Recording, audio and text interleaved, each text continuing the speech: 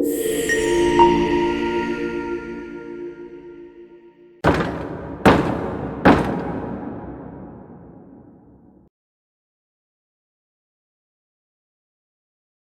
gonna get this going, you guys, if you can interrupt, man, we pulled out the town today, packed the room, thank you. There is plenty of food, so if you haven't had any yet, and you wanna wait to the end, feel free, take a plate to go, whatever. Cause that's a lot of pasta for this office, but, everyone says it's good. I'm just gonna apologize now. My daughter is having a procedure at the hospital, so I'm gonna end up getting a call to go. So wanted to be here, be a part of the kickoff and introduction to our chief, and welcome you all into the chamber office today. Everyone knows why we're gonna run around of intros. Which way is your camera? Can you start on? Can you swing it this way?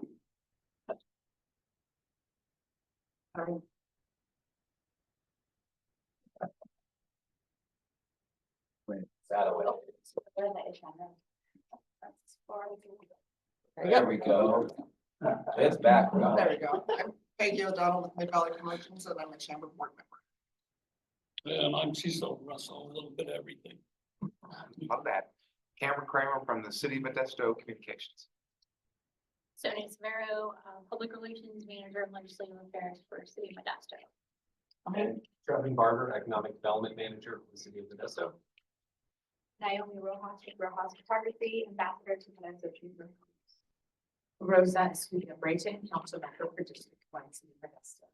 Todd Aronson, Visit Modesto. Chris Murphy, Sierra Pacific Warehouse Group. Kirsty Boyette Zacharias, Chairperson of the City Board. John Malines, Modesto Gospel Mission, and also board member. Seth Rocha, Membership Coordinator with the Modesto Chamber of Commerce. Jennifer, Modesto Irrigation District. Montana General Manager for Ventura Mall and Chamber Board Member. Justin Farkas, Office of Assemblyman One Elements. Private Field Office of Chairman Manager, Los Angeles County Board of Supervisors. John Beckman, Building Industry Association. Alfonso Rojas with Rojas Photography, also an ambassador to the Modesto. Ramon Mendez, I work with, Everybody. Cis Pro Innovation. She's a website designer and I'm on the welcome team for the chief. Rob Meredith, I'm a captain and I'm currently assigned to the Area Command Division. And Brandon Gillespie, and I'm your police chief. I'm the church life. If Heidi wants to introduce herself, she's on Zoom. See. Hi, Heidi Savage, CEO, Downtown Modesto Partnership. Christine. So you just joined. All right.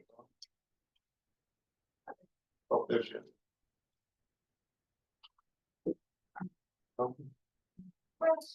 Well, Christine, when you are ready? Hi there, can you hear me? Yep. Oh, good afternoon. I wanted to be there this afternoon, just running a little bit behind. Christine with Valley Builders Exchange. Thank you. So again, I'm John Malines with Modesto Gospel Mission. I'm also the EDC Economic Development Committee Chair for the board. And Michael Gaffney is usually the GRC chair, but PG&E has him running around the state. So I get to fill in today. So thanks for everyone being here. Before we start, we're just going to have a consent agenda to approve the minutes from July. They're up there. Someone wants to make a motion? Make a motion. All right, Cecil. 2 seconds. Second. Chris, all right, thank you. All in favor, say aye. Aye. Any opposed? Can I make an amendment? Yes, I ma'am. know it's probably not in the order thing, but my last name's spelled wrong. I know it's petty. It's your It's name, still you right have on the my right. screen. So that's a Michael problem. It's still right on your screen. I'm saying I'm taking notes. Oh, okay. Yes. We will change that. Approved as amended. All right. All right, anyone from the city? There's a bunch of you here. Would you like to, anyone want to make a report? gonna defer to Trevor. We have some community and economic development, needs to share.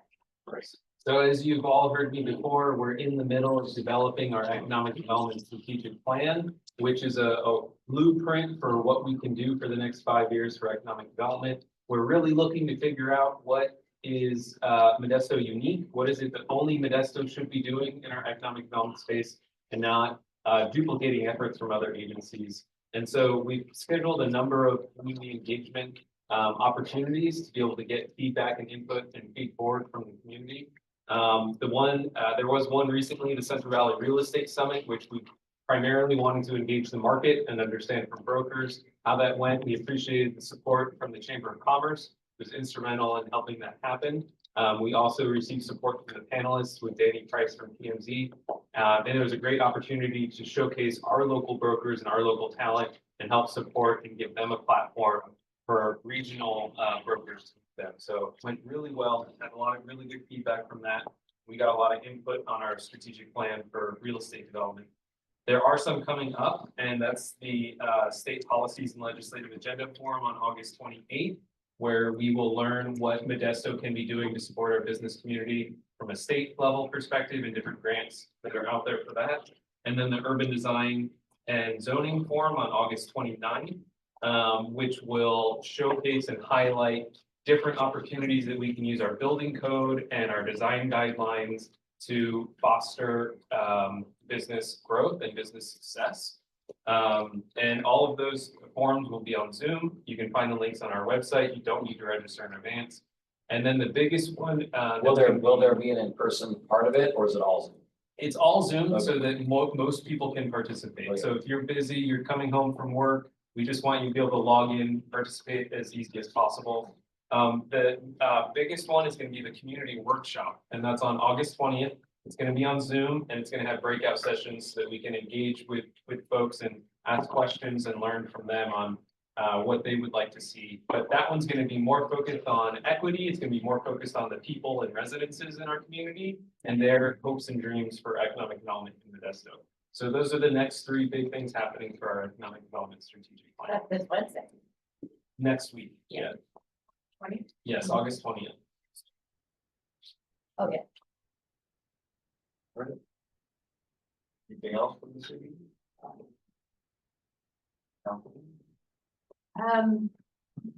The city council on Tuesday unanimously voted to decrease residential garbage rates. Per day, you'll be paying less for your garbage pickup. It would be a decrease $1.08 per month per house. That should be national.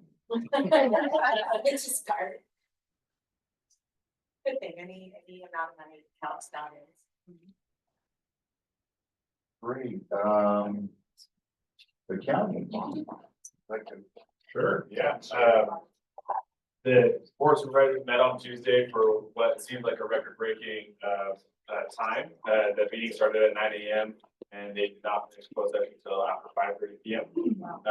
So it was a long day. Again, still working to help. Part of that was working with development agreements with the cannabis growers with the county. Getting that sorted out, as well as a pretty lengthy presentation by Beam Circular in the Samsung 2030 plan.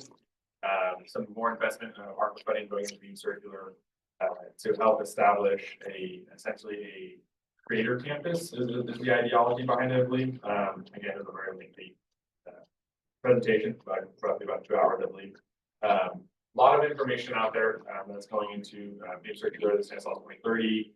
A lot of investment from the county into that, as well as childcare initiative and updates on that were provided to the board members. Moving forward, obviously more board meetings and adjustment to the state's budget. It does appear that the county is in a really good position to have limited effects from the state's budget deficit. So that's good news. That's the good news that we're hearing. And then I wanted to also really quickly, if you guys don't mind, Gavin Klein from Congressman John Work, his office did text me a really quick update. Unfortunately, he is on a tour, a water tour from Tracy down to Santanella. And so he wanted to just let everybody know that the congressman will be having a town hall meeting at the King Center, King Kennedy Center on August 27th at 6 p.m. And that's what's a little update on our working office. And then again, on the county side, just working hard and really put in the hours for this. So. Going back to your closed session issues, regarding cannabis, the cannabis industry has expressed to us statewide, from the statewide group, to give our region an appellation if our region is interested in receiving an appellation. So similar to wines, cannabis has appellations. So if it's something that you feel the supervisors are interested in, let me know and we can get together with the state group. Gotcha. And explain to me really quickly what an appellation is. So there's Napa wine, Sonoma wine, there's Russian River Valley, Alexander Valley, et cetera. So each area is known for the quality of what's grown there. Albarino's grow in Yolo County, but not Napa County. Gotcha. So every strain of cannabis and growth area for cannabis can have an appellation. Gotcha. And especially as it relates to, they were most interested at one point about the fact that we have a lot of indoor growing, which probably is better for all of you too. It's much more easier to manage for first responders. But if they were interested in making the first indoor appellation, if it's something the county's interested in. I will let them. Don't choose our name like Stanislaus Wowie or something. So I have a question about 2030. The news media picked up on the fact there's some pushback out of the bio plant that you mentioned. You want to comment on that? So the supervisors each had their own comments, and I would urge you guys to watch back the video. We record all the videos, posted onto the county website. There's, from my understanding, there's in a process of finding a location, so doing site selection has not been completed. And there was some comments from multiple supervisors regarding. So Crow's Landing isn't the landing site. I don't know for sure. That's not, hasn't been decided. The pushback from those two mayors, did that make them go in a different direction? From my understanding, they are just moving forward with the funding, the ARPA funding of the program. They haven't moved forward with any site selection. More to come. Yeah, on this subject, I think this committee, over the course of the last 5 or 6 years, have been talking about that. I mean, the goal from the jobs thing was research and development jobs, not necessarily logistics jobs. And I think if we go back and look at our old notes, I think there's probably something that from this committee, about what that site should ultimately become back when days Keith Bogg was pushing it out there, it's. There's no EDC. Right, yeah, because the logistics side of it, I mean, Patterson's already won the battle on it.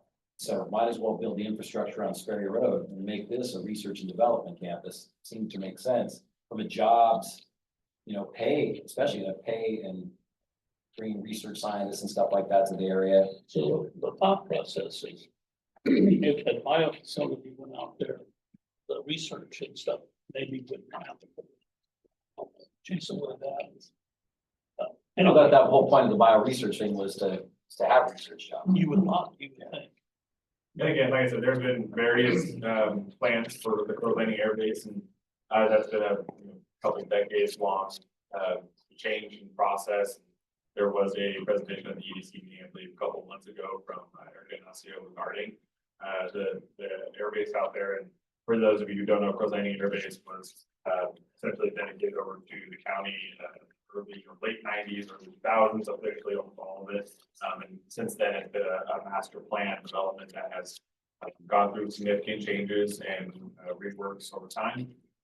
Right now, it has become a topic of location for possible campus, research development campus through Beam Circular, but again, site selection process has not started, and they're in the process of what that looks like, and where they're would be looking for location. Whether or not it's that lands there or not, the bigger issues, and some of us have been involved in this for 30 years, is there going to be development out there that's gonna create all these jobs that have been promised over the years. So I would suggest that they come back to this committee and update Yeah, directionally, you know, Yeah. where they're going, what kind of support do they need, you know, those, et cetera, et cetera. yeah, and I'd say to Patrick's point, Erica did come and speak a couple months ago at EDC, that's recorded, it's on our website. Right. And basically, to summarize, and tell me if I'm wrong, Patrick, to summarize is that county was going one way, they thought they had a partner for several years, that kind of fell through, then they sound like now they're on plan B or plan C, and it's kind of a reset about. I guess my question is, since the last discussion here, what has changed? Yeah, And do they need help? Yeah. A change. yeah, we can reach out to them, so. Like I said, Beam Circular has a wonderful presentation. I'm sure they can mitigate it more directly specific to that. But they did a wonderful job explaining exactly the investments that have come in that are not publicly funded investments, but private investment. I believe they've secured $30 million in investment from venture capitalists. And so there's significant funding that's going towards this program and to getting this research and development off the ground. And their team has been very adamant about reaching out and making those connections to not just be relying on the county or the cities to basically fund everything. But again, it is something that is over time has obviously changed the airbase out there. It is something that was at one point thought there was a partner, but it's been very, very hard, even nationally, to find a developer who's willing to develop from the ground up, right? Essentially from putting in piping and everything to get water out there, all the way up to what it could be and what the goals of our community for a long time. That has been a very hard lift, hard to find anybody who's willing to commit. So again, I think Erica did a great job presenting on it. I was there for it. A lot of information, and we are more than happy to reach out on Chamber's behalf to Beam Circular and see if they're willing to get some more information as well. But if you do have the time to go back and watch the supervisors meeting from this last Tuesday, it's extensive, but there was a lot of comments from the board members themselves. Thank you. Great. We can certainly, we don't have our docket all the way filled for the rest of the year, so we can also make an ask out to see if Karen would like to come present. Yeah, all right. So next up, the assembly. Justin. I'm gonna stand just so everyone can see. You got a packed house. Well, good afternoon, everyone. Justin Farkas again, representing the Office of Assemblyman Alanis. So last month we were in our summer recess. However, we hit the ground running coming back into August. Assemblyman Alanis still has 12 bills alive through the legislature. He actually just had the second bill of the year signed today. If you get a chance to catch the news today, he was down in San Jose at a Home Depot with Governor Newsom and some of his colleagues, where they signed all of the bills pertaining to the massive retail theft bill package. So we're really fortunate to be a part of that, the only Republican on that, and the only one with an urgency clause in there, meaning the second that pen hits paper, that bill is now law. And all of the ramifications of that bill come into effect today. So we are the first legislator to have real substantive retail theft policy go into effect in the state of California. We're really excited about that. We sent another bill to the governor this week pertaining to food insecurity and specifically the donation of excess avocados to schools, which is a really interesting bill, but something that we can hope creates a positive impact on kids getting healthy meals. Still have another 9 or so making their way through the processes and up to the governor, and we hope those other 9 do get signed by him. Thank you. Thank you. Of course. I don't think we have anyone here, do we, we got Gavin's from Congress or Senator Congress. All right. Stephen Balls couldn't make it today, so Jana, yeah. Ethan. Yeah, MID has started their budget process. So Tuesday, we had our first discussion of our budget, and over the next 2 meetings, there will be more presentations on the budget if anyone's interested. And there is currently a bill, SB 1390, that will impact how MID and TID manage the Tuolumne River during flood events. Unfortunately, Senator Caballero, who usually is a champion for us on water issues, is carrying this bill, and it will not allow us to divert during flood events, which could be a problem because during 23 and 24, when we've had a lot of rain, we were able to divert, and Modesto didn't have flooding issues. Where you had in Merced, Planada was underwater. So it's a big concern. It made it out of appropriations on yesterday. And we have a meeting with our chief of staff on Monday. I will be asking the city.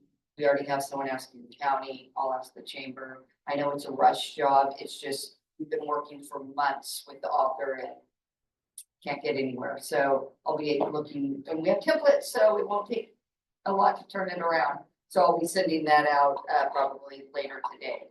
And that's it. Thank you, ma'am. All right, great. Well, with that, we'll go to our special report. Chief Westman, it's all yours. All right, well, thank you for having me today and asking me to come speak on the Modesto Police Department. I look around, there's a lot of familiar faces, so good to see a lot of you and meet you that I haven't met. So I got just a quick PowerPoint slide just to kind of give kind of a history of where we are at the Modesto Police Department, and I'll talk about kind of where we're headed and what we're doing. And then obviously want to open it up to any type of questions that you guys have and are interested in knowing how what we're doing may impact you and businesses and things like that. That is the wrong one. That's That's not yours. not my slide. That's the score one.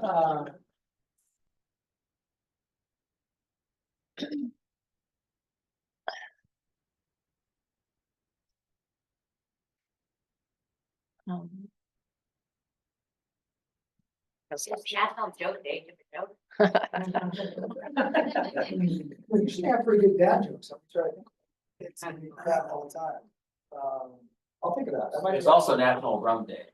Oh, National. Well, the other day, I don't know if any of you left-handers, but the other day was National Left-Hander Day. You left-handed? All right. There we go. I was in a meeting and nobody was left-handed. I was surprised. So those of us that always get ink on our hands. I have a dad joke. Do you have one? All right. Yeah, so what do the grapes say when the bees squeeze? That's a good one. That's a good one. They don't say anything, they just whine. They just don't. Yeah, pretty good, pretty good. I even got a shirt that said, I keep all my dad jokes in my database. Brandon. I wear them just to my kids. I can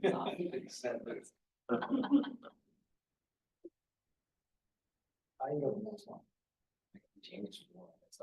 Here, I think it'll work Oh, for you, Perfect, thank you. I believe. So real, just, I don't want to assume that most knew how our department's broken up or how we operate as an organization. So I want to kind of just give a quick brief synopsis, because over, in the last year, we actually added another division. Historically, we've always had 3 divisions in our police department, which is our operations division. So you can think about it as just everybody who wears a uniform and drives a patrol car around and answers calls for service. That's our operations division. We also have our investigations division. So really that's our detectives, people that are going out, handling patrol calls that we follow up, respond to violent crime, homicides, things like that. That's our investigations division. And our support divisions, a lot of times our records division, doing contracts, doing all of the behind the scenes work processing, police reports and things like that. Is really what we've had historically through my 23-year career as the divisions of the police department. We're excited what we were able to do last year is create a 4th division called our Area Command Division. And this is something, when I was hired in 2001, we were moving towards that, but then everybody knows the good old Great Recession hit. And you know, the city was no different than most other places that we've been in financial dire straits for many, many years since then. But with the passage of Measure H, and thank you, the 1% sales tax, 1 cent sales tax that was able to be passed almost 2 years ago now, I don't remember. has been a game changer, for the city of Modesto and specifically the police department. And so we're moving back, my philosophy is to move back towards an area command model. And what that means is our city is broken down into 4 different, what we call area commands or areas. Some cities may use precincts or things like that, but we call them area commands.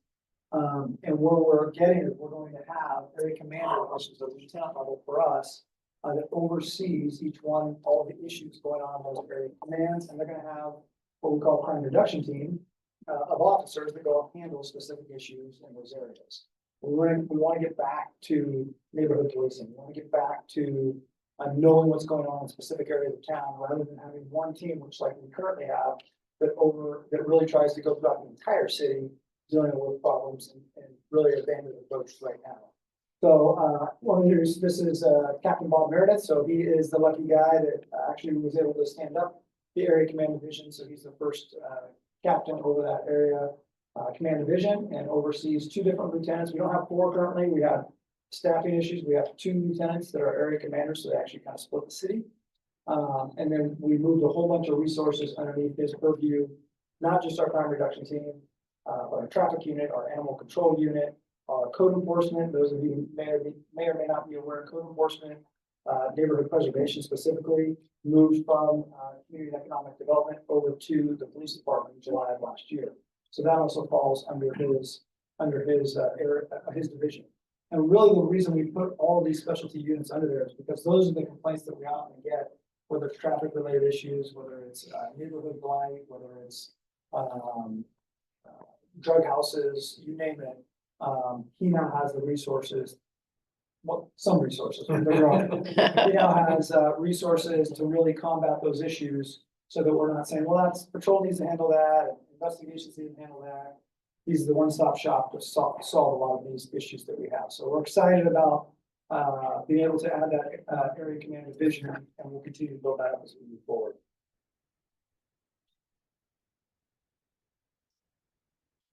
Try the screen. Which angle works best? Oh, it's right here. Click ahead. Yes. On the arrow. The arrow. Just the arrow on the keyboard. Scroll down. It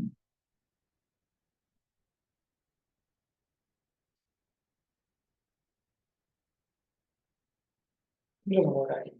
I'll just keep it on. I didn't want to, you have to look at me all the time, so I figured I'd put it back over there. So as we move forward, perfect. Oh, no, it's catching up on. Right there. You're driving. So we look at the priorities that we have for this fiscal year, and we've had these overarching goals for many years, but it's reduced crime and the fear of crime in our city. We actually have both, because a lot of times actual crime and the fear of crime are 2 different things. So we want to make sure that we're not just dealing with crime and numbers and dropping that, but we don't want people to be fearful of crime in the city of Modesto, whether it's accurate or not. And part of that is just perception of what they see, right? So reduce crime and the fear of crime, and you can see some of the goals that we have under this. Increase community engagement. More important than ever, especially over the last 4 years, we've all seen the issues with law enforcement, discussions about police reform and all types of things like that. And to me, it's more important than ever that we're building relationships and not letting our mainstream media define what police officers are in relationships with our communities.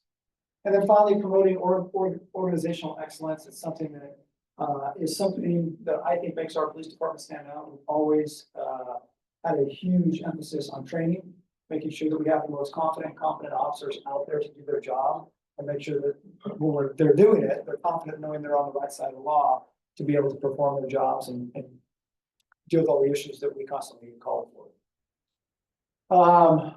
I think I just have a couple more slides and I want to get into just kind of where we're going. May I ask you a question? Sure. And interrupt me anytime. The reduced fatal and DUI collisions by 10%. What kind of methods are you gonna employ? So we're number one, we need to get more traffic officers out on the street. So for the last many years, we've had 4 traffic officers. This year, probably about 4 or 5 months ago. How long was it? Yeah, 4 or 5 months. We were able to add another traffic officer, so we currently have 5 and a sergeant. That's going back to 2007. We had nearly 20 officers in our traffic unit. So one of the things that we're working towards is adding more officers to our traffic unit, because it's one of the areas that we can change behavior by increased visibility enforcement of our officers. So if you are seeing traffic officers around in different places, especially ones on motorcycles, people change driving behavior. We know that you're regularly seeing a motorcycle officer on Scenic or Pellendale or McHenry. Guess what? Because we all drive often the same routes. Guess what? We change our driving behavior. But when you don't see them, and you haven't seen a motorcycle officer in a year, you see what we see today, which is all kinds of crazy drivers driving around the city. And so that's one avenue that we do. The other thing, we have a lot of pedestrian accidents. So one of the things we've done in the last couple of years is we've actually taken high visibility vests, thank you. And we've actually went out and handed it out to our homeless population, because a lot of our fatalities when it's pedestrian related have been our homeless population. And the same with bicycle riders, we'll do that as well. We're really cracking down on racing. So we have the sideshow activity that everybody's been aware of. But we've seen a little bit of it, not nearly as bad as the Bay Area, but we are seeing that increase in our city. But even the racing, 2 cars speeding off of a light. We had a fatality a couple of years ago in McHenry for that exact same thing. 2 cars racing down the street, and they killed a pedestrian crossing the street. So we're actually doing enforcement. We actually charge that person in that case with homicide. And then we're having 0 tolerance towing cars for 30 days and things like that. I will tell you, we're not meeting that. We actually are having, I think, 20% increase in fatalities this year compared to last year already. So it's one of those things. It's a very difficult thing when you don't have the bodies that we need in traffic to go out there and change that driving behavior. But those are some of the strategies that we're employing to try to reduce things. Well, I'll tell you, I can personally tell you it works, because I live north of Pellendale, on Carver, and the people on Pellendale, they speed all the time. I mean, all the time. Absolutely. And we've had some fatal accidents there and that. And so when we requested that you guys do more enforcement, you did, but traffic policemen out there, and it slowed the traffic down. Probably was not. The problem with it is it should. It has to be sustained. And again, if you have more people, assigned to the key areas and like that. But I mean, it's like a pretty good outcome. So the vision, just so you know, the vision that we're moving forward with, and it just takes time with the officers and hiring them, is that area command model that we're talking about. We're gonna have a traffic unit for each area in the city, because they're gonna know the complaints from that area to say, hey, we need to spend some sustained time on Pellendale, or we need it on Scenic, or where Stanford, or whatever it may be. And so you're right, we do a really good job right now with the resources we have to be able to kind of quash things for a certain period of time. But the minute you let off and people realize, I haven't seen a cop get around here in a while, then it gets back to what it was. When you deploy the signs, yes, that say your speed is, do you get positive response from that, meaning people? Yes. So the sign trailers, we were able to get the sign trailers that you probably have seen around town through a grant. We had a $6 million organized retail theft grant. And part of that was purchasing those sign trailers, because they actually have cameras and license plate readers attached to those cameras. And we're able to collect data from those and actually look at cameras as well. And so, but we do see, because people come up with all kinds of amazing things in their head what those trailers and things can do. And so when we put those in areas, it does drive down driving behavior. Again, for a period of time, right? And that's why it's important for us to move them around. We leave them every 6 months. People get used to it, and then it's kind of like, whatever. Even if you move it a block away, people are like, oh, I didn't see that there. And it doesn't change behavior. So those sign trailers are another good example of what we've been utilizing. Hopefully you guys have seen a lot more of those around the city. So yeah, but good point. And again, feel free to throw any questions in as we go. So I'm on the Measure H Oversight Committee, and I love being involved in that. My big thing is, how do we promote this? Because like you said, because of Measure H, we got X, Y, Z. Yeah. And how do we get people to remember to shop Modesto? Yes. Not, Do not go, No, then oh, again, never mind, Riverbank, not like- everybody probably lives in Modesto, so never mind. Like, don't go to Riverbank Costco. exactly, that's what I see that at every meeting. I told my wife, I'm like, she's like, what if I need gas? I'm like, I don't care. Yeah, that's what we do. How do we promote all these great things that have come out of Measure H? And have, I mean, you guys have great priorities and Yeah. how do we continue Yeah, to get the word out? So we need to keep working on that. I know we have a certain person in the room who's working fantastically. Right, where's Sonia looking around? But Sonia's doing an amazing job. Strategy we're working on is to increase that. But we do, we have over 90,000 followers on our Facebook page alone and Instagram and all those types of things. And so, again, Sonia and her team are fantastic. We just gotta leverage them more, work together. And we do gotta push that out because we have a lot of area that we can improve and making sure that everybody's aware. Because oftentimes, it's funny, this is part of the presentation I did for city council at budget hearings, but I knew, I'm like, I bet you most people will not see this.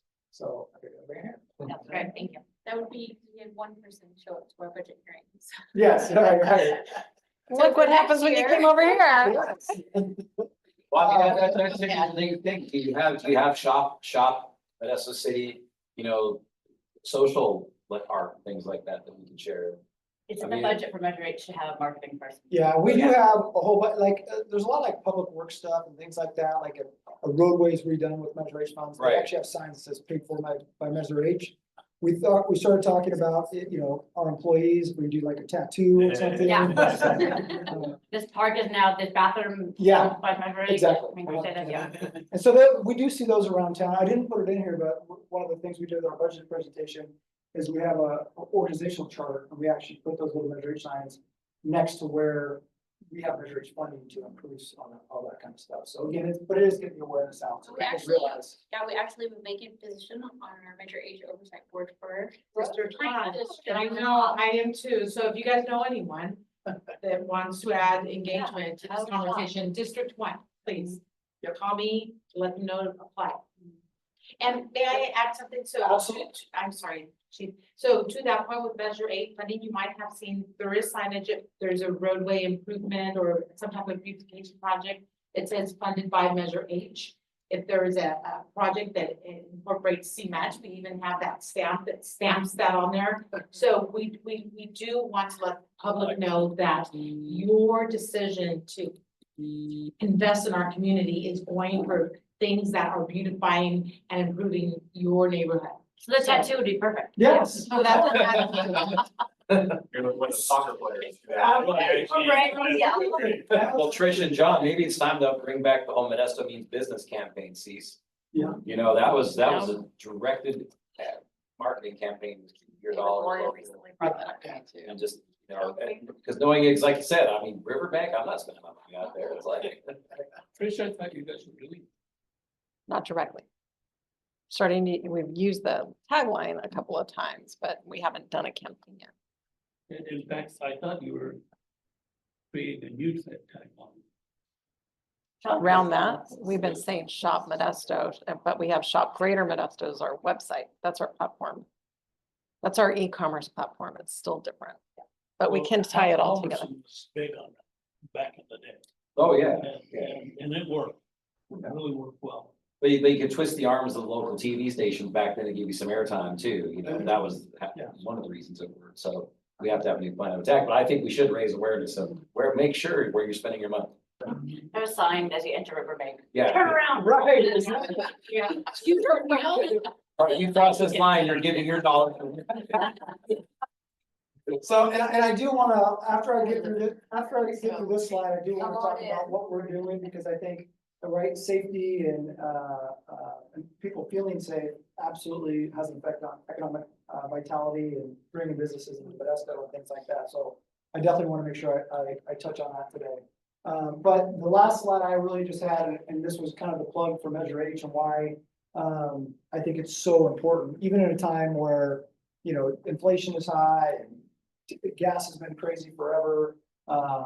You know, really, the faith that the voters put in the city of Modesto to tax themselves that is just, amazing. And I hope to leave you guys with kind of a vision, at least from the police department, of where we're going, what I'm super excited about. But kind of the historical lesson here is, from a police department standpoint, here are sworn, non-sworn allocations throughout the years. You go back to fiscal year 08, all the way through where we are currently, and you can see our blue number, the sworn number, has just continued to go down. So we had in the 07-08, 286 police officer positions allocated to the city of Modesto. We're currently at 211. So we have quite a bit lower police officers, which affects all the things I'm talking about, traffic officers. Throughout the years, we just have to continue to cut positions to where you're at 211. Even with 211, as we sit here today, I have 12 vacancies, and we'll talk about that because I expect to be, there's a January Academy of Delta. I expect to actually be full on paper by January. But even with that, I still currently have 12 vacancies and I have 25 officers in some form of training, whether it's a FTO field training program or in the academy. And so those officers aren't out on the street solo handling calls for service and that. So you're really looking at about 175 officers that we have deployable today on the street, which is a far cry from where we were back in 07-08. So we've got a ways to go and build. We know it's not going to happen overnight. And one of the things that I'm very cognizant of is that, you know, when the citizens passed once that sales tax measure, said, okay, we're going to tax ourselves. Most people want to see an improvement overnight. And it's very difficult with police officers when it takes 18 months on average to hire somebody, get them through a background process, put them through an academy, and then put them through a field training program. It's anywhere between 12 to 18 months, and probably more towards the 18 months. So we use 2 academies. We've used multiple, but right now we're using the Stanislaus County Sheriff's Academy, which is local. And we're also using San Joaquin Delta College Academy. Well, you know, Davis High has had career technical education. They got public safety. Yep. And with police and fire. And those kids, you know, graduate after a couple of years in that program. Yeah. Where do they go after that? They go to the academy, they go to NJC, or? You're talking like the ROP program through the high schools, through Davis? Correct. So really, there's no direct path from there into either a police academy. We do, most of our agencies go out and talk to the kids at these classes. Well, you have retired policemen. Yes, they that teach actually those. teach out Yep. there. And we also have retired police officers that teach at both MJC and Stan State. And so we're often asked to come and speak to those classes as a recruitment tool as well, but they usually also want us to kind of fill an hour of seating to their classes. And so we do our best to try to recruit those officers as well. So we do, us, Turlock, the Sheriff's Office, we try to pull people from that pipeline into our agency. Does that pipeline help you?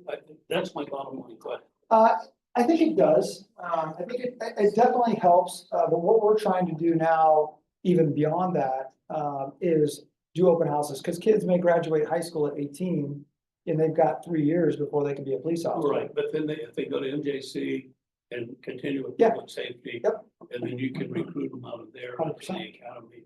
Yep. So what we try to do, we get our hooks in them. We try to get them to become explorers. You can be an explorer with our department at 14 years old. And then we also have cadets. So cadet is a paid part-time position, which is perfect, especially if we get people as explorers or even out of high school. We get them to work part-time for us as cadets. So they wear a uniform, they drive around in these white cadet cars, and they do traffic control. They take very minor police reports and things like that. And we hope that while they're going to college, this is a good part-time job that we're really flexible about. And then when they either graduate or they turn 21, then we can hire them as officers. And 21's the minimum. 21's the minimum. So that is what we're doing. You can see here, and this kind of goes into the philosophy I'm going to share with you here in a minute. But as you look back to where Measure H passed, we haven't added, if you can look, we haven't added any sworn Measure H positions yet. But that's because we've been filling vacancies. Yeah, at the start of this, we had 23 sworn officer vacancies. We're down to 12. Like I said, I'm very confident that we'll, by January, fill those. And then it will be something that we may bring to the city council this next fiscal year to add some sworn positions. But what we have been able to do over the last couple of years with the Measure H money, as you can see the gray areas, is adding non-sworn positions using Measure H money. So you guys are probably familiar with our community health and assistance team, our chat team.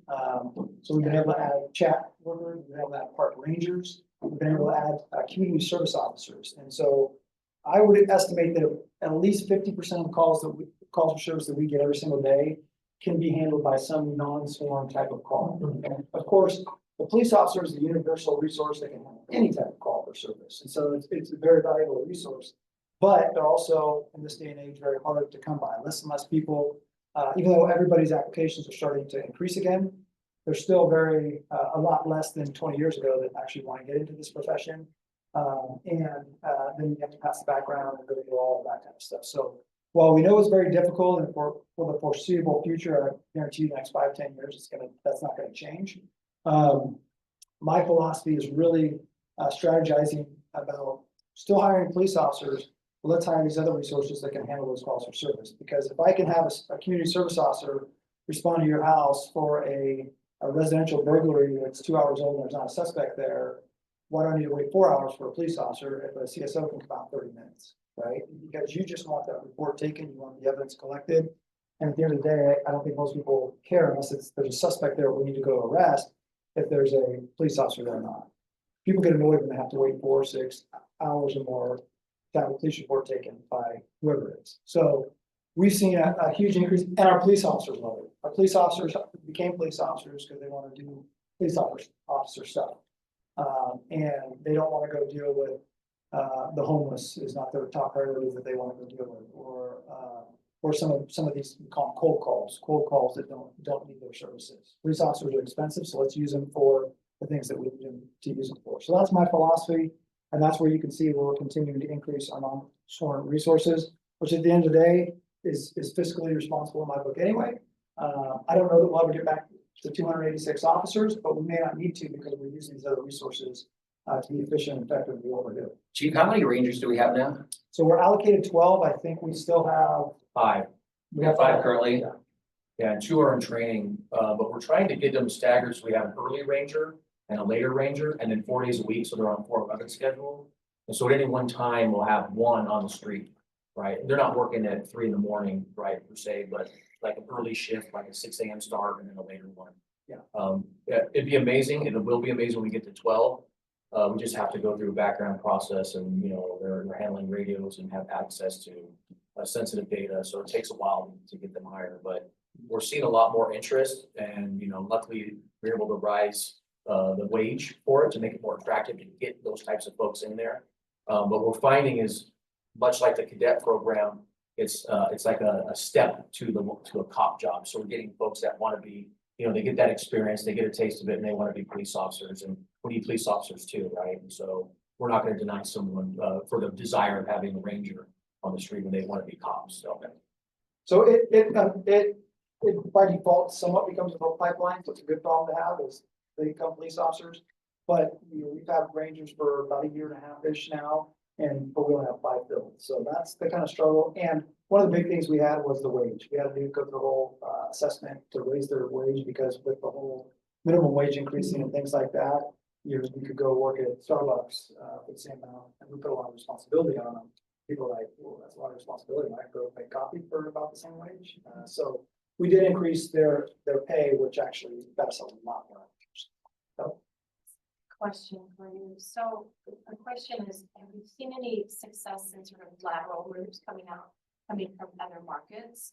And the reason I say that is, I spend a lot of time talking about the market, a lot about the wins of the discretionary spending that our consumers enjoy here, because our wages on average, or not wages, but our cost of living is 18% lower here in this market compared to other parts of the state. And so it's tough to compete on all those things, but I always go back to, we're better than somebody, no matter what our metric is. Yeah. And when I think of that spending potential in the Bay Area, we shine.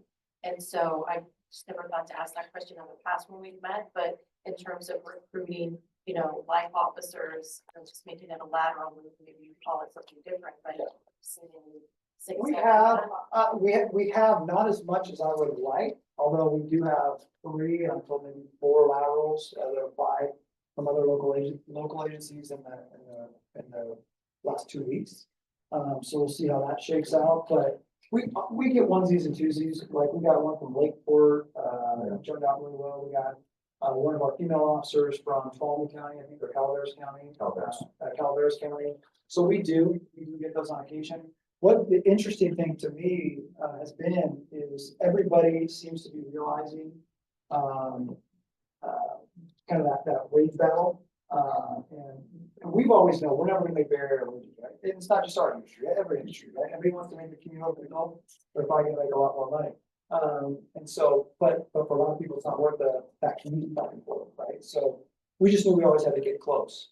So again, with Measure H, we were able to, because over the last 4 years, there were our officers in our 4-year contract with COVID and ARPA money and all these things out there. A lot of agencies were able to actually give their agencies raises, and ours started to be equal, if not fall behind even a little bit. And the workload on our officers, we did a study probably 10 years ago compared to other agencies across the state, was one of the highest workloads by far.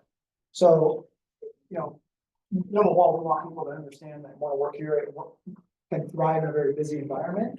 But then you got a lot of people, we had that happen ourselves. We had people probably back 3 years ago that started laterally to other agencies going, wait, I can make about the same amount of money and literally handle a fifth of the call load, which then leads to less liability in this day and age. Scrutiny on base quite a bit. So we didn't see as much. However, with the contract that the police officers union was able to get recently, that wage is now extremely competitive in this area. And we are starting to see, it's interesting, even just in the last 2 to 3 weeks, several laterals. So, but my philosophy on that is, I'm not in the business of filling vacancies. Believe me, I want bodies, but I'm not going to take anybody with just that meets the minimum qualifications. Every sworn police officer does a chief's interview with me. And at the end of the day, I don't care what they know about law enforcement. I just need to know that they're invested in our community, that they want to do a good job, and they're in it for the right reason.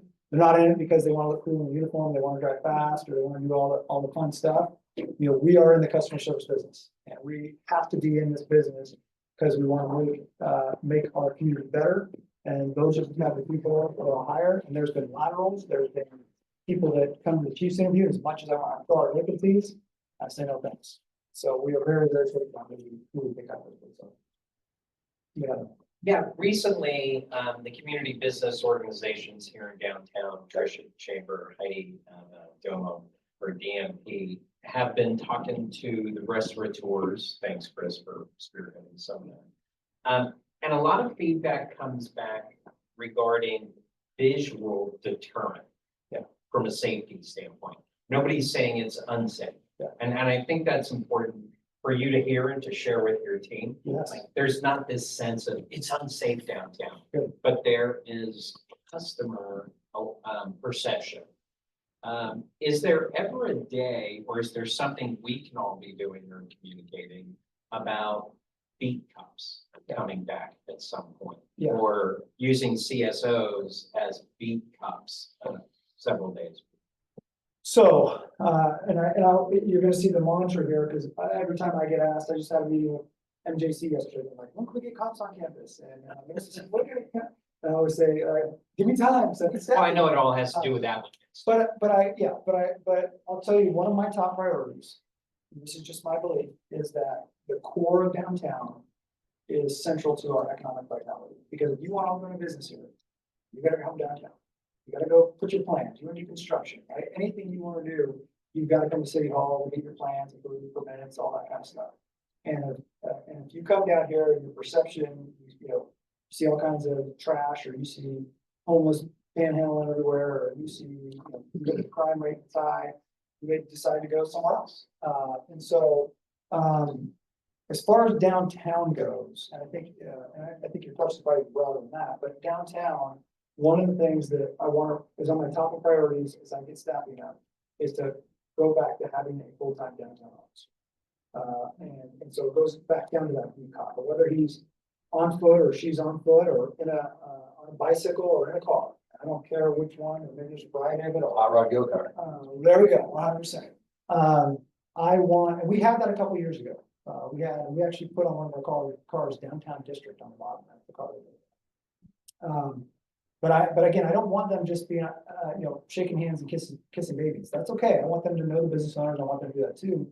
But I want them dealing with the issues, immediately. And so, that's the beat cop that I want to start with, and then we'll expand out from there, to all those other. And I think what you're saying, correct me if I'm wrong, it could be a CSO, it's not necessary. It could be, we're still gonna have, we are gonna have. That would be ideal. It would be, yeah, we could do it with CSOs as well, but the police officer is gonna be ideal. But I think oftentimes what, the downtown issues, at least that I hear, please correct me if this isn't what you guys feel or what you guys are hearing, is that it's a lot of quality of life issues. It's coming to a business and having somebody sleeping in front of the business, or coming to your business and having key out your door, or, it's a lot of quality homeless related issues, because we have the Salvation Army, obviously, downtown, and access center and law services and things like that. So, that is what, it could be a CSO, ideally with the police officer. And just know our downtown's great compared to Oh. every other city I travel through in California, so. I cannot agree more. Yeah. I cannot agree more. I'm sorry. That was stated with a compliment.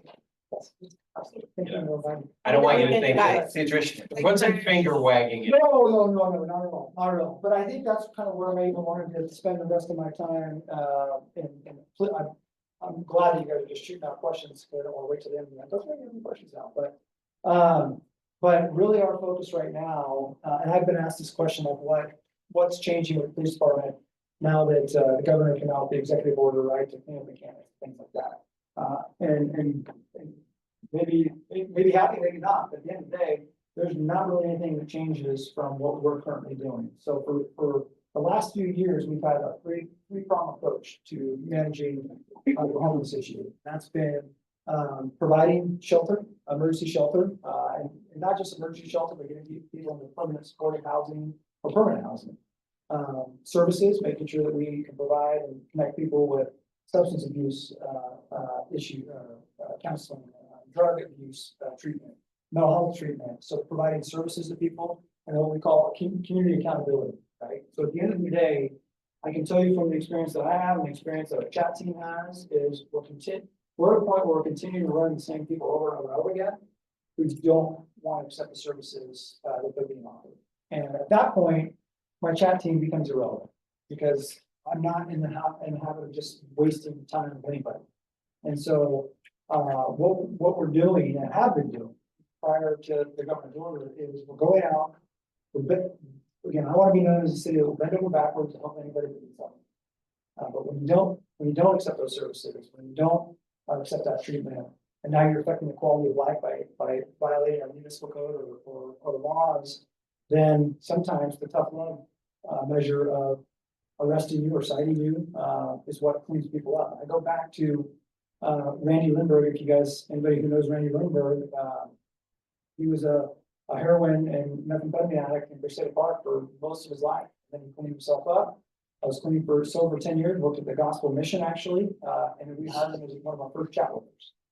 He unfortunately died of COVID a few years ago, but it is kind of that testament to the full circle of getting clean and the complexity and the difficulty in that.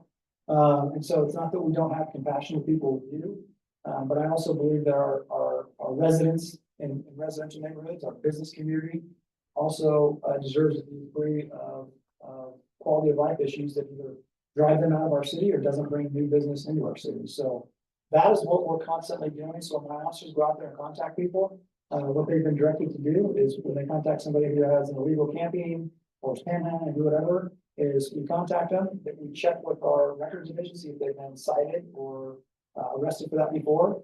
If they haven't, then we're probably going to issue them a citation and tell them not to do it again. If they have, then they're getting both arrested and getting booked into jail. Well, the punchline on that question is, where do you send them? Okay. Because, Good question. because I was a supporter of Moe's. Yes. And I thought Moe's was really effective when you had it, because there was a place to tell them to go. Yes. Where are we there? Yes. So, and so where we're at is If every single homeless person today wanted to, take advantage of a bed somewhere, we got enough beds, we don't. But we have available beds every single day. Every But a single lot of them won't do what it takes to get that bed. Yes, so a lot of them refuse. Uh. So everybody, just like us, will all have different perspectives, of what kind of house we want to live in, where we want to live, all that kind of stuff. The homeless are no different, and I hear a lot of it, I don't want to live in a congregate shelter, I don't want to live with other people, I don't feel safe, whatever the case may be. And so we're constantly, increasing the capacity for those types of things. There's, permanent supportive housing that we're building, continuing to build and continuing to allow for that. But at the end of the day, and this is what the Supreme Court said, and even the Boise case, this is why even when the whole Supreme Court Ninth Circuit decision before was like, all the cities like, I can't do anything. Well, that's not true. It said that it was cruel and unusual punishment to arrest, somebody who was involuntary homeless. Well, if there's available shelter and you just choose not to accept the shelter, in my opinion, you're not involuntary homeless. And so, so that is kind of where we're at, understanding that there are people who maybe have mental health issues, don't live in a congregate shelter, or things like that. So compassion has to go in with that. But I think between our community and economic development team, between our chat worker, between the county's care team, they put people in motels and things like that constantly until there's a bed available. So But there's currently no safe camping, so. no, and I'll tell you, and this is just me on my own little diatribe, is I don't think there's anything noble, or to me, it's a little bit cruel and unusual. We're just gonna say, go sleep here, so you're not whatever. And we're not helping them get out of the system, because sometimes, again, I can tell you story after story after story that we don't want to, let me back up. We're not gonna arrest our way out of homelessness. I'll be the first guy to tell you that. But I also think that there's story after story after story of somebody who goes, I got tired of getting arrested. I got arrested, I was able to sober up in jail, because not using dope in jail, so I was able to get a clear head and say, I'm tired of this, I want to change my life, and now that's how they got clean, right? Not everybody's gonna take that avenue, but there's enough that does. I don't believe just putting people in a safe camping area and say, go camp there, is really gonna help the situation. Now we're warehousing people, and I don't think that's a solution. That's why I've never been proponent of it, but again, I'm one opinion, I'm not one of 7 votes, so, I'll do whatever the city council wants me to do. But that's just in my experience, it's a super complex problem, we know it is, right? Every city in the nation is dealing with it. And just like Aaron said, is you drove up and down this 99 corridor and you look at other cities, holy cow, we're 10 times better than most cities that I can go drive through right now. Not that we don't have our time to improve, because we need to improve in that area. We just did a huge cleanup on Highway 99 yesterday. I haven't even updated the council yet, because I'm still getting the statistics, but they cleaned up tons of encampments. The CHP with the governor's order and Caltrans are now actually going to, sounds like, really take ownership of Caltrans freeway, the Caltrans state property. And we'll see, because they just cleaned it all up yesterday, and my direction is for Bobby to make sure that they're monitoring that constantly. I don't want any of these encampments to send out, grow again. So we'll see. The CHP says they're gonna go out there every other day and deal with it, and that's a huge change that we haven't seen before, so. Go ahead. I got a question. So say someone comes in, you're talking about homeless, right? Say someone comes in and they've been using whatever it is, right? They get sobered up. Is there some sort of program, something that says, like, say this individual says, you know what, I do need help? Yeah. Does the officer facilitate that? What does that look like? So what they'll typically do is they'll typically do a referral. If they're on scene with the person, they'll actually call a chat team out, a chat team will come out. And our chat team is, most of our chat team have been in social services in Stanislaus County for decades. Several of them have. And so they know all the connections, they know who to talk to, what to talk to, and they will work with that person to get them into whatever program that they're in. Whether it's shelter, drug treatment, mental health treatment, they will help them. Sometimes they're in the waiting list or whatnot, and that's what they're constantly checking up on. They'll put them in a motel, there's not available shelter, but our chat team will. And then the county has what's called a care team, and Raul Dominguez from probation heads that up. And again, very well versed in every resource possible to get these people connected. So there's been, I can't think of a time where somebody was super motivated to say, I'm done with this, I want to change my life. And we're like, sorry, can't help you. You know what I mean? Yeah, so most, kind of what you're saying, what you're not saying, so most of them are declining. Is that- Overwhelming. Gotcha. Over 90%, I guarantee you, people that we deal with on a day-to-day basis are not accepting the service on the shoulder. So, Go ahead. so a couple of questions. Yeah. Years ago, we were known as the stolen car capital and the meth capital of the world, and yada, yada. Of course, the Modesto Bee didn't help us a lot. No. And that, but you don't hear much about that anymore. And so if you can comment on those two things, but thirdly, it's fentanyl, because that's the big thing that you hear so much about, and you don't hear much of that here. So two things on that. I'm a huge advocate of technology. Maybe actually it would be interesting to see this group maybe come visit our real-time crime center at some point. So you guys can see what's going on there. Big video screens, we're continuing. Our community is different than San Francisco, Oakland, other things like that, right?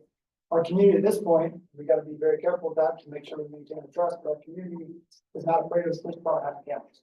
Is not afraid of it. Like you guys heard about armadillos, the armored cars that we park around different places. That was Chief Carroll's idea years ago. And I think I was a lieutenant or a captain at the time. And I remember when we first started doing it, I'm like, this is the dumbest idea in the entire world. Like, no one's gonna want this armored car parked on their street. They're gonna like, get that thing out of here. We have wait lists for those things now.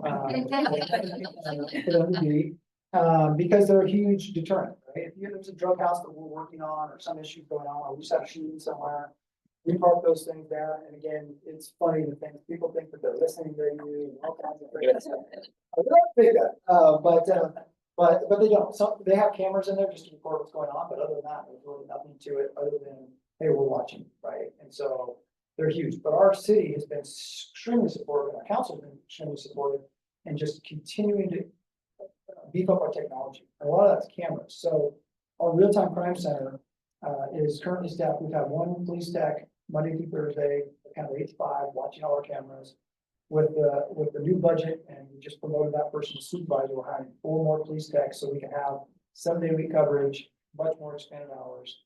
And when we get a call for service, or we have Enslin Park that have all kinds of issues, we have cameras in there now, we can sit there and see what's going on. Because someone's gonna be sitting in the park using dope, as they see the police car driving up towards them, it's not hard to put the dope in your pocket and wait till the cop moves away. If you're on probation or parole, we're gonna have somebody who saw you did it, who's willing to, be a victim. There's not a lot that we can do. It's just game of cat and mouse. But we had one just the day after we put this new camera gun in some park. We had the RTCC watching a group of people. Lady pulls out a baggie of dope. She starts separating it up. Somebody comes by. She's dealing dope in the park. And guess what? Because of that camera, we didn't have to go play cat and mouse. We sent officers over, put her under arrest, cover the dope, and arrest her for a sales case. And so, believe me, that word gets around, and we make sure we say, oh, by the way, that camera right there is the one that caught you doing this, instead of crap, right? Same with technology with license plate readers with our stolen cars. We, up until about 2020, always in the top 5, if not number 1 or 2, out of that capital of the country.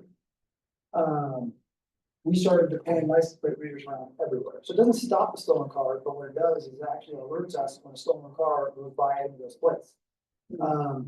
As you can imagine, being out of the capital of the world, as soon as we started putting license plates everywhere, ding, ding, ding, ding, ding, ding, right?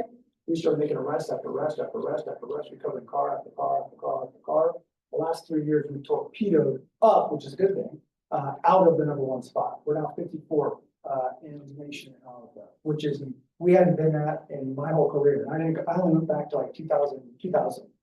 I didn't go back any further to try to see when we were the last time when we were out of the top 10 in all of that big country. So those are things that, while in some cities may be controversial, I think kind of, we talk about bring business to Modesto. Part of my mantra, I don't know that we necessarily want this, at least from a police standpoint, is not in Modesto. Not gonna be described in Modesto. We're done. We're stop, yeah. Shop, don't steal. I don't know, whatever, But that is kind of my thing. Grow up here, I moved here when I was 1 from Union City, and I lived here my entire life. And I'll tell you, for those of us that have been here this long, Modesto's weird to me, always have this self-appreciating kind of attitude about ourselves, right?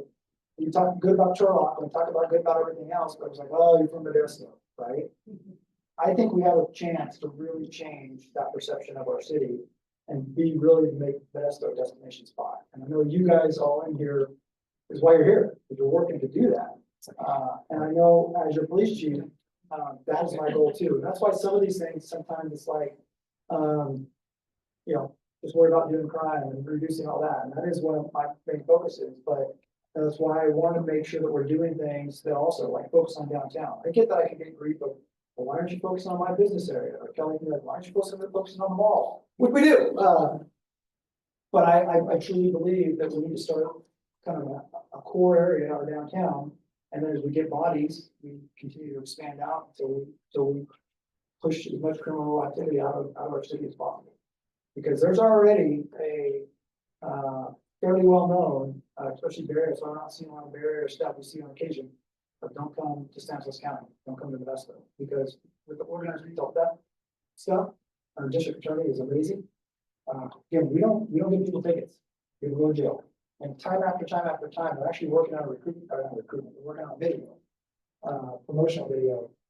With all of these snippets of body camera video from around the county, where people from out of the area, when they're getting booked into jail, are going, hey, I thought you were supposed to just give me a ticket. Hey, I thought you were supposed to just do this, right? Not in Modesto, or, you know, as a county, like not in Stanislaus County. So, I don't know how much time I have. So. Yeah, about 8 minutes. Oh, 8 minutes. Yeah, Okay. so. I do want to show hot off the press. We haven't even put this out on social media yet. Our newest recruitment video. We'll actually cut it down. This is our main one, but we'll also do some shorter ones for social media. I want you guys to be the first to see it.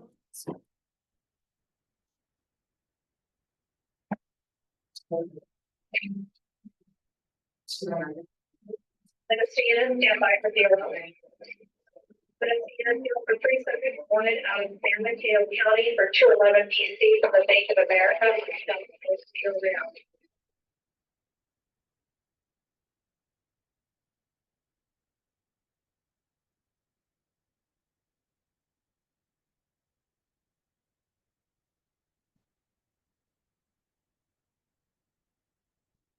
What are you looking to do in your career? Modesto is like, it's my home, and Modesto Police Department is my family. One goal, one team, every day I can come home with a different story. There's camaraderie.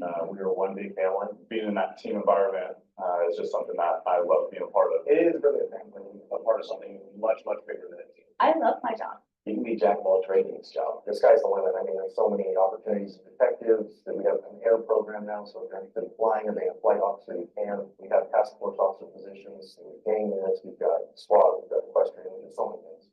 It's fast-paced, but it's also the type of work environment where you're gonna get the support, you're gonna get the resources and the tools. Modesto PD prides itself on being a code-driven agency, investing in its people, in the right technologies and processes. Because they're gonna invest in us and the equipment that we use to get the job done. When you feel like you're backed, why you anywhere else? You're helping people and making a difference. I do really enjoy helping people to make memories, help people be able to give back and help the ones who can't help themselves sometimes. The badge we wear on our chest is a symbol of responsibility, compassion, and dedication to ensuring the safety and well-being of every individual in Modesto.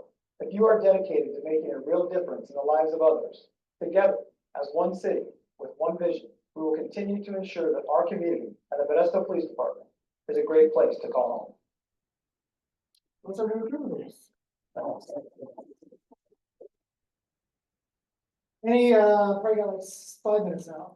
Is there like a cheat sheet of like who you're gonna call kind of things? Like Yes. you can say like, okay, it's a non-emergency, it's a 211, it's a 311, it's a 911. Yep. Is, I can email that to Trish, maybe, and then Okay. distribute it out to the group, but yes, we do have a frequently called number cheat sheet. Okay. For everybody. to because call. as a Loma neighborhood here, we'd like to get out to our Loma residents. Yeah. You know, so that'd be helpful. What about including it like in a utility bill too? That's not a bad idea. Actually, we can work with public works or utilities on that. That's a good thing. And the Go Modesto app Yes. is not for police related things. It can be actually. Because there's a crime thing, it says, but if it's start a club or start a group or. Yeah, so there's certain things that are on there. I think you can actually report shopping carts, you can report. Yeah, they just got dated. Homeless encampments. Yeah, I got the, okay. Yeah, so it's more of your minor. So code enforcement, all that stuff in neighborhoods, Yep. like Like that's another just dumb question, maybe. It's like, you have a house that just looks like trash. How do you find out what the rules are Yeah. and what do you do about it and how, So is there a? one of the things that I'm super excited about is our senior executive team, all the department directors. We have such an awesome team. And so to me, it's like if we're, maybe it didn't used to be this way, but I know we're getting much better. Email somebody and we'll figure out the right place for it to go. Because some of it is multiple departments, right? Some of it's like, oh, well, neighborhood preservation needs to handle this part of it. Right. Building inspectors need to handle this part of it. The citizen doesn't care, they just want the problem issue, let that be our issue. So I think if you email any of us, we'll get it to the right spot. We get emails, kind of round robin emails every day going, I'll handle this, I'll handle this, I'll handle that. Who's getting back to the citizen, and making sure that we're communicating. I can give you also my business card, which on the back, it has the phone numbers for Crime Stoppers. Oh, My phone number for abandoned cars, building inspections, utility bills, if you want to call for sewer, storm drain, blah, blah, blah, parks and rec. We'll put that in the view. And we just, and what we'll do is we'll update our frequently called number thing that we have. We just created 2 new email addresses for traffic related complaints, because that is a big thing going on right now. And our chat team. Our chat team, we had enough requests for chat, but people that want to call the non-emergency line is, again, it's not going to be a call for a response, but for information or things going on. We actually have an email address now that people can reach out and give information to our chat teams. So once we update that, I'll send that. But thank you guys, let me send some. Let me say something before we leave. I had a meeting the other day, Michael came with Sam City. And, you know, relative to what you were saying about trying to, somebody calls you guys, you have something and how you connect with everyone. I was really impressed with what you guys are moving towards. Can you explain that to them for a minute? We were talking about getting an entertainment committee permit or a permit for this or a permit for that. And he said they're changing that whole mindset to where they're trying to bring it all together so that you don't have to go to 4 or 5 different areas to get things done, which I think is really, really great for people who want to do things. Hit the easy button. And Vanessa, so can you comment on that for a minute? Happy to, Cecil. The city council's vision is clear. They want a business-friendly environment, so they've invested in a new economic development division, and that's what you get as citizens, is someone who can help shepherd permits through the process for you. We had an instance where someone didn't know how to fill out a permit, sat them down on my computer, filled it out for them while they were talking to us. And we do that out in the field too. We'll go out and we'll help them figure out how to get from A to Z. So it's not just, here's a form, go figure it out. It's, we're right there with you. We're trying to help you figure this out. And yeah, I think that's what Cecil was firsthand experience, seeing that, and is giving that positive feedback of how that works. And it's only because of the investment from the community into a healthy budget. And just like the video said, you know, if you give us the tools, we'll get the job done. We'll get it done right, on time and under budget. CD spearheading, spearheading a program for those permits, because I agree, it's a disaster right now. Somebody wants to hold an event. You gotta go to the CD for this, then the police department's gotta sign up on that, fire has to sign up on Sound that. permit. And it gets frustrating, and if it all gets dropped anywhere, then you all look like a bunch of idiots, right? So I know that you guys are, I think have somebody, a consultant you're looking at, or some software. But we're looking at what does a whole new permit software system look like that kind of keeps track of it for you and also keeps the customer updated where it is in the process. Chief, the business card that Officer Meredith handed out has frequently called law enforcement phone numbers, detectives, traffic unit, police reporters, youth services patrol division, property and evidence. So. Yep. Yeah, yeah, we have like a trifold that I'll email out to Trish too. Great. So John, you know, back when I was with the chamber and that, it seemed like every week someone would come in and say, God, I went to City Hall, I wanted to do this and that, but it's so confusing, and you know, the clerical people didn't have the same attitude as the people at the top. And of course, I'd go down and I'd talk to, you know, the supervisors, whoever, you'd get it all straightened out. But it shouldn't be that way. And I think what they're moving towards is to clean that all up and bring it together, make it much easier for every, you know, whether they want to do an event or want to improve their property or, you know, whatever it is. So. Yeah, and I would just say from the chamber's point of view, Trevin has been, at almost every EDC meeting, he participates, he's done presentations, I think. We haven't always been able to say that we know what, you know, we're trying to do economic development in the city and this, you know, we're on the same page, so it feels really good. So on that note, real quick,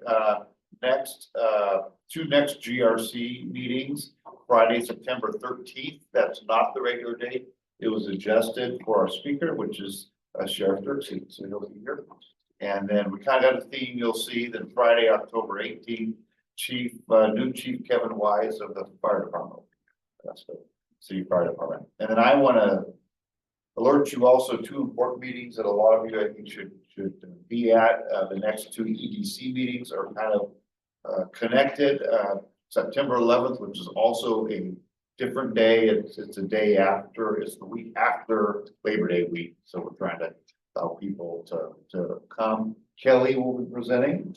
And then in October 2nd, Toby Wells from the city will be presenting. And these are both about, for the most part, these are both about city's proposed ideas and options and alternatives for the Beckwith Sandberg interchange. And if you haven't seen those plans, they're more colorful than a rainbow. They've got like 10 roundabouts and connections, and you need an engineering degree to understand what it's saying. And it's pretty crazy, So anyways, they're gonna give, because it's gonna be all around the mall, it's gonna be on the overpass on both sides and pedestrian bridges potentially, and so there's a lot going on there. So we just encourage anyone who could be here, come see that, because again, I think, I could be wrong, but to me, it's one of the, you know, biggest city public work type things since maybe Keller Day. $250 million. Yeah. And that's the first one. Maybe a year behind will be 99 and Britzmore interchange. Hallelujah. Yeah, oh, great. Can I say one more thing? Yes. You know, I feel like I'm up here saying all these amazing things that we're doing, and you know, the community is a huge part of voting for the Homestead Sales Tax. That doesn't happen without a cohesive council, and I'll tell you, I shouldn't say this because I'm not going on wood, but I have gotten 110% support to do all this stuff from our city council. So, and especially Rosa. So Rosa, I can publicly thank you. For that, because that hasn't always been like that. Right? Yeah. No, it hasn't always been like that, but it is nice to have a very functional supportive council. Well, I'll say something about city council too. But I told you where I live and that we have a lot of accidents and that. And Rosa happens to be my city council person. And so we asked her to come and talk. I happen to be the president of the Homeowners Association. We have 162 homes in that. So she came and we asked that they put the flashing light back at Banks and Carver and that. And lo and behold, we got that done and a few other things done. And that's city council doing, working for their constituency. And that. So thank you. Great. Thank you guys. I'm joining. Thank you. Thank